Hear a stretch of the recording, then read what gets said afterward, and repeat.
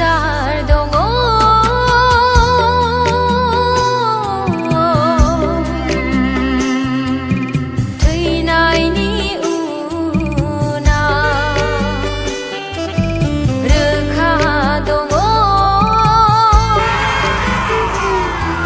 जीवन की पुस्तक में जिनके नाम नहीं लिखे गए नरक की आग के पात्र ठहरेंगे, जहां उनका कीड़ा नहीं मरता और आग नहीं बुझती।